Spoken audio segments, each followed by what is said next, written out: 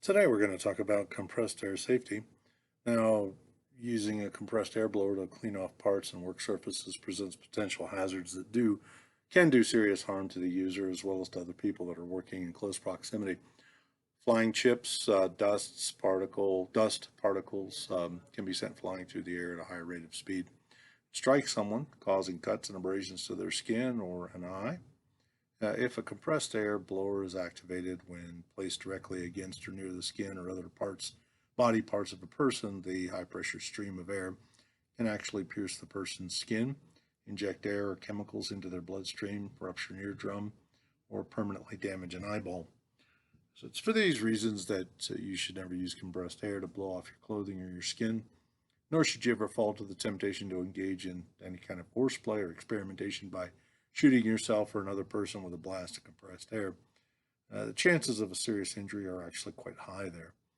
One way to protect others who are working nearby from flying particles is to place a barrier or a shield between your work area and the other person so it can block or deflect the flying particles. Of course, both the operator as well as other people exposed to flying particles should also be provided with and use appropriate personal protective equipment such as safety glasses, face shields, gloves, and other PPE that may be needed for their exposures.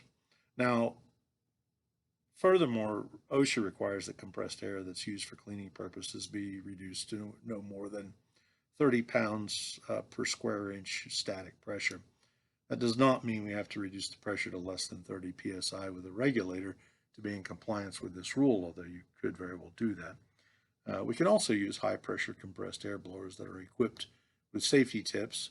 Um, you can still blow compressed air at high velocities with these blowers, but if the tip of the nozzle is accidentally dead-ended against your skin or another object, the air is diverted through the relief ports on the side or the back of the nozzle tip. Of course, this safety feature will be rendered useless if you remove the safety tip or make any alterations that could affect its performance, such as soldering on an extension. So, in review, when using a compressed air blower, always wear appropriate PPE.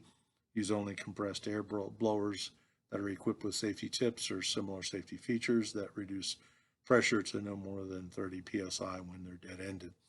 And install barriers or shields where needed to protect others working nearby.